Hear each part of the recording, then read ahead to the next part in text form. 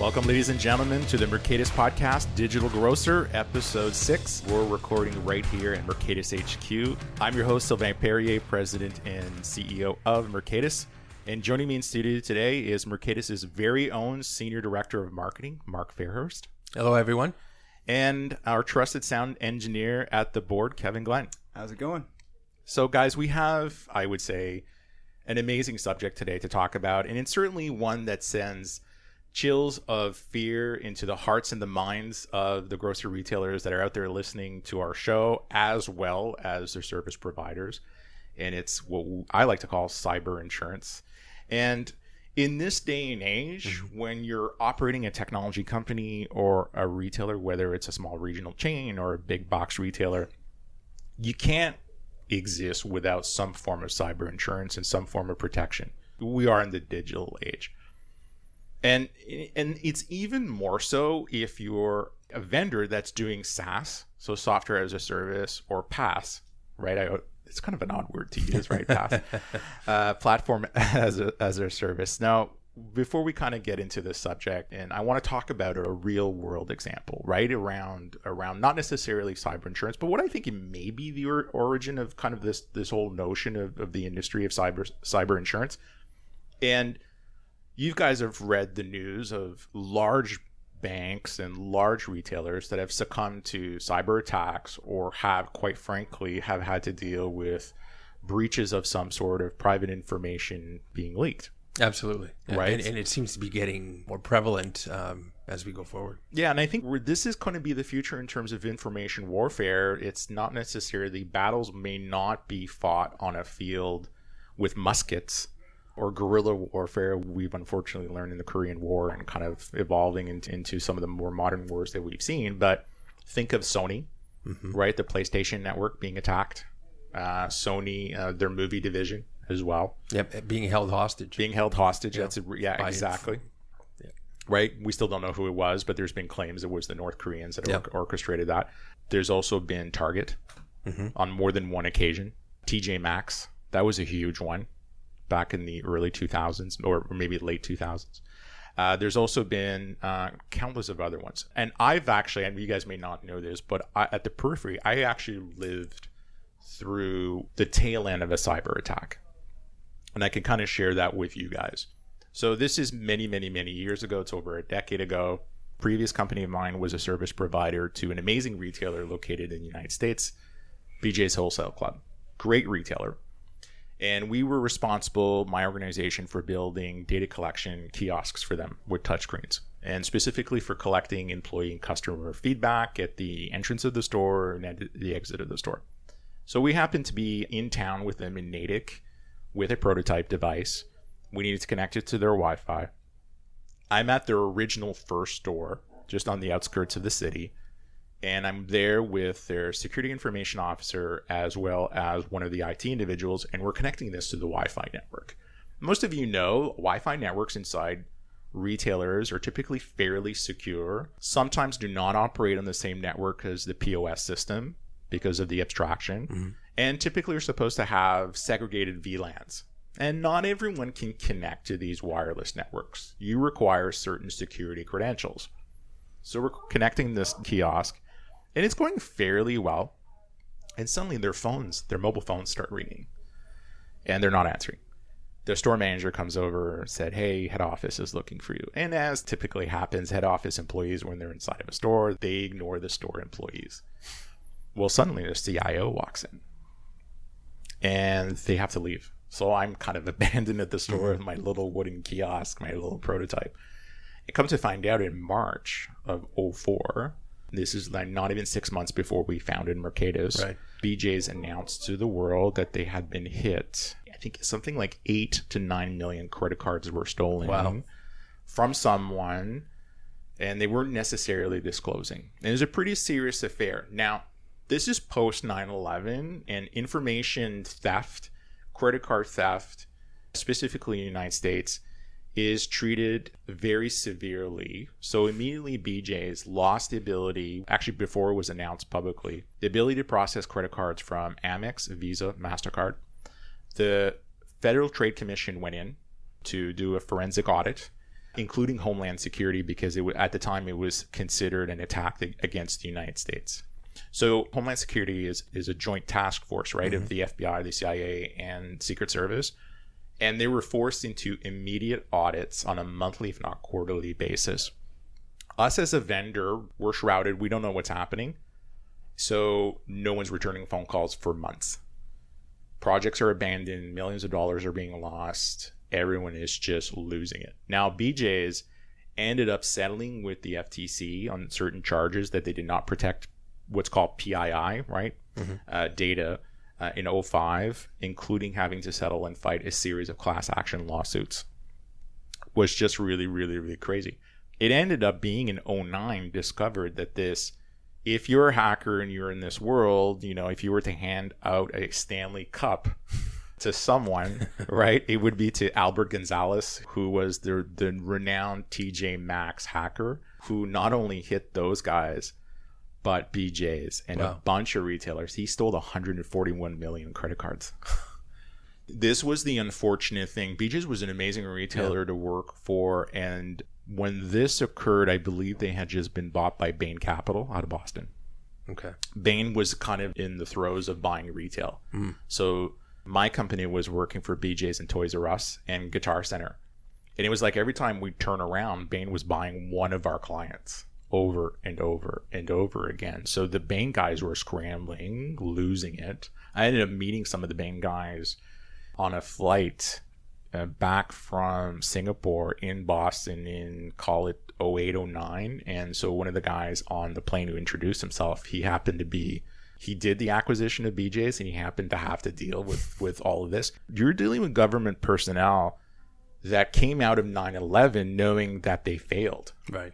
So they're like super vigilant now. Extremely vigilant. And this is a threat to the American psyche and people. If our people do not have confidence in being able to use a credit card to buy toilet paper or milk or whatever it may be, this is a significant issue. And this has been rinse and repeat, unfortunately, right? With the proliferation of technology and payment technologies. And I think the reality is the credit card companies, as well as the service providers and the processors, have kind of caught up with respect to how to protect networks, how to make sure that we understand that data is sensitive and kind of so on. But yet we still find cases. We had a case here in Canada. It was about a week ago with BMO and one of their kind of, is it an affiliate or some sort? I can't remember, but I think we'll have to look it up. It's a sensitive matter. But I think at the same time, we as individuals have become completely desensitized to these things. You sort of expect it to happen. Yeah. And you're right, with the spread of technology and the multiple dependencies and vulnerabilities just seem to be increasing. Yeah. And what's come out of this is the world of cyber insurance, which is very complex to navigate. And to help us out today, especially for our listeners out there that have no idea about cyber insurance or kind of dabbled in it or maybe in the throes of it, who knows? We brought in an expert, and he's joining us in studio today. His name is Robert Harrison. He's a CFA, and he's a CFA of CFAs. That's what I've been told. And he's an insurance executive with Martin, Marion Reed.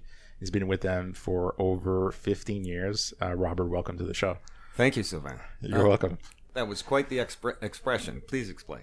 Yeah, so my business partner, Andrew Chang, who's equally a CFA, and so I was on the phone with him a couple of evenings ago, and I said, hey, we're going to be doing a podcast on cyber insurance, and Robert's going to be joining us. He goes, do you know, like, he grades all the people that do the CFA exam, and he's like, it's a brutal exam. Like, if he's grading those papers, he's got to be a CFA of CFAs. I'm like, because I started to laugh. Thank you, Andrew. So thank you again for joining us. Can you, for all of us that are new to cyber insurance, can you just explain to us, what is it? Cyber insurance. First of all, it's evolving. You talk about 2004, didn't exist at that time. There were aspects of it, particularly in the financial services arena. Cyber insurance is coverage for foreseeable events that are unpredictable. Whether that's somebody hacking through your system into somebody else's, somebody hacking your system, causing damage, taking some of your client records, the expenses associated of finding out exactly what happened. So forensic, some of the expenses of dealing with the regulatory environment to the extent that you're exposed to that. So it's a variety of things, but insurance is the final product in a chain of events. The chain of events are, you need to know what you're doing. You need to talk to your broker. He can help direct you to the insurer that looks to your space, has an appetite to that, your space being the industry that you're in. And then the insurer itself, who will help walk you through your preparedness and help design responses, perhaps identify weak places in your chain of events. So it's not just the policy of insurance, it's the whole process around it. Excellent. And so how do you price a policy? Well, policies are priced on exposure. So if you're an organization that has 10 clients, and that's all you deal with, that seems like a fairly small exposure. However, if your 10 clients each have 5 million customers, and you have some interaction with that, well, then all of a sudden you have 50 million data points of exposure at any given moment. So you price it on the basis of what those exposures are. In the United States, you need to prove some kind of loss in order to be able to collect. In Canada, that's not the case, as well as and now in Europe with their new GDPR. You just need to show that you have been exposed, and then you can claim some of the regulatory responses, whether it be credit counseling, for example, certainly notifications. So that's how you price it, from what are the final events. And then the complexity of your system will also cause some issue in terms of pricing. Okay. So if you have a whole series of legacy systems and a bunch of data that sort of talks to each other but doesn't, you have to plug things in over top, there's a nice weak spot right there. Okay. So would a company like Facebook have to carry cyber insurance? Facebook's large enough that they would probably have, in insurance terms, a great, very large self-insured retention. So they would take the greatest exposure of, I don't know, pick a number, 100 million, 300 million, that they would fund themselves. For them, it's a disaster kind of thing that they would look out, past their ability to deal with. But yes, they would probably, remote to the initial dollar, but they would definitely have something like that. It would be inconceivable that they wouldn't.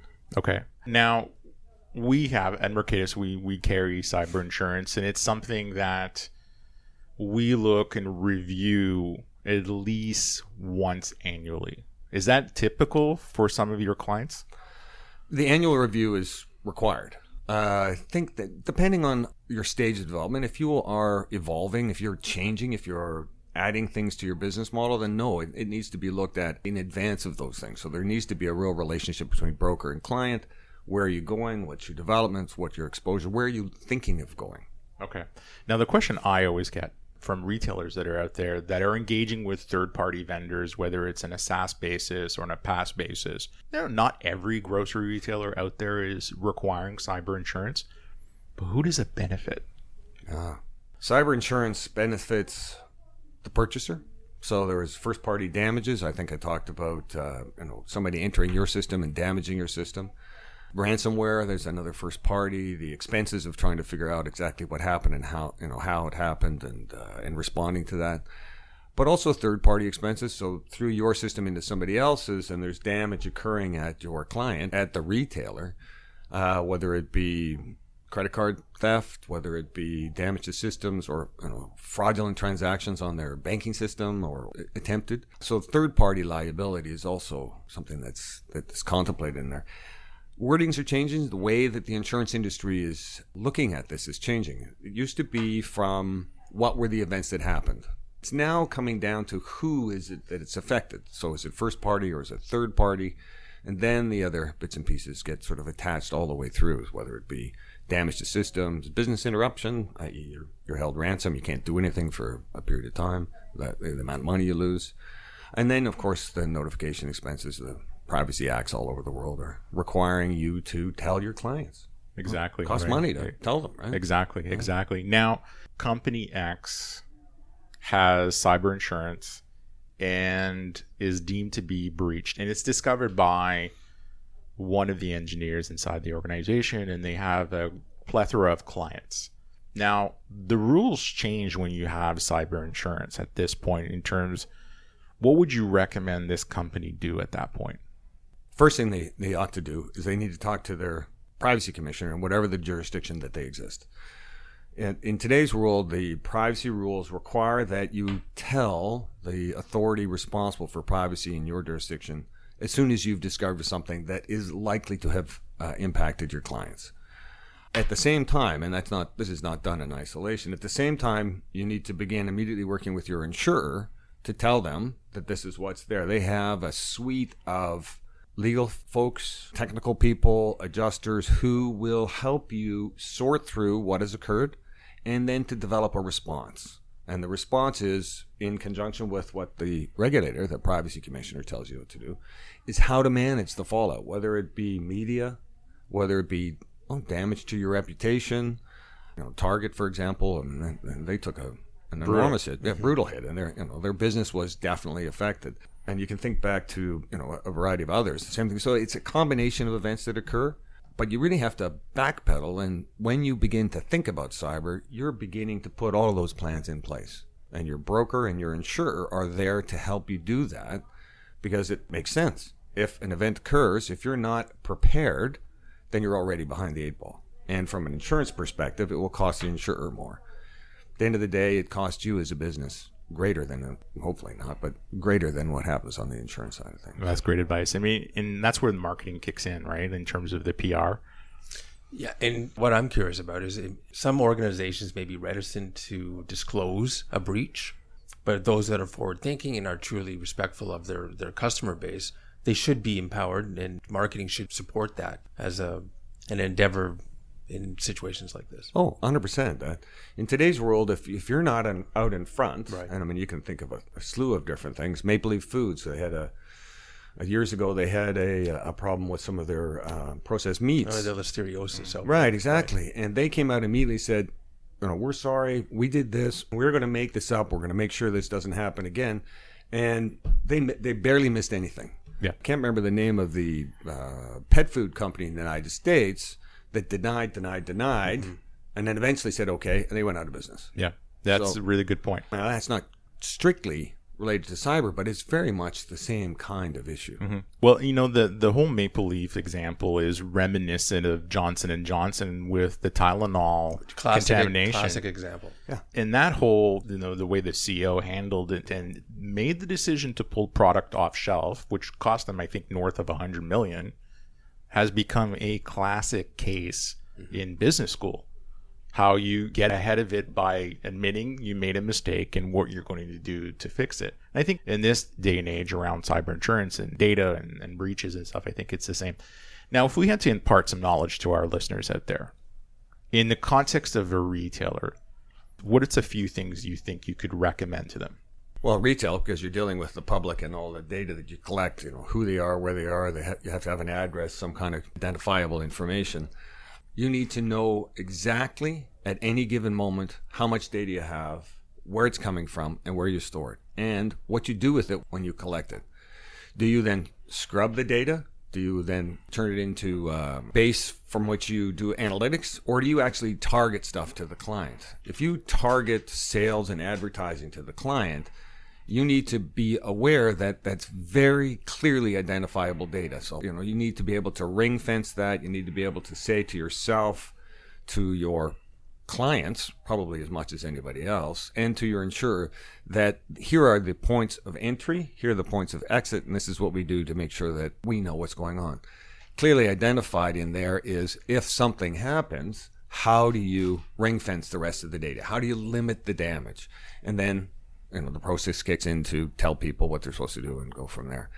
Really, at the end of the day, it's from senior management to clerk level, everybody has to be aware of data security and the sensitive nature of creating any kind of exposure.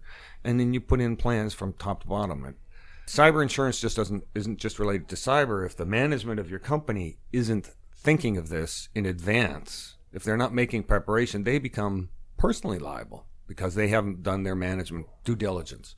It's not just what happens to the data. It's how you got to that point. Absolutely. No, I just want to jump in. So, Sylvain, you have lots of conversations with a lot of grocery retail executives. Is this something that is keeping them up at night? So what keeps them up at night? Cyber insurance is a byproduct of the worry. Right. my sense of it is not every organization, as Robert was talking, is not necessarily proactive. And they are very reactive. And not all of them. And the questions I get is, do you have cyber insurance? And it isn't, the question is, what are your security practices? What are your privacy practices? Do you have a security officer? Do you have somebody on your DevOps team that has been classified as being, quote unquote, the security officer? And my answers are no different than the advice that Robert's providing is, and I would give this exact same advice to a service provider or to a retailer. Security, privacy, data retention, and today ADA compliancy is something that needs to be embedded in the culture from the moment you step in as an employee into the business. So you're conscious of the business's practices and its raison d'être from day one. So it's not an afterthought when you're compiling code or accessing a system. And I always say that the cyber insurance is a byproduct of that, including errors and omission, insurance, which is really critical, because if you're touching third-party systems, specifically retailers. And I also tell retailers, like, you need to look at not just what Robert's talking about is the inputs and the outputs of the global systems you operate, but where's it coming from and where is it going? And are you leveraging third parties? And the questions I get now, because Mercatus is headquartered in Toronto, but we have our US subsidiary, Mercatus USA, where's the data located? Right. Well, the data is located in the United States. It stays in the United States. When we operate with Canadian clients, the data stays in Montreal at Amazon's data center.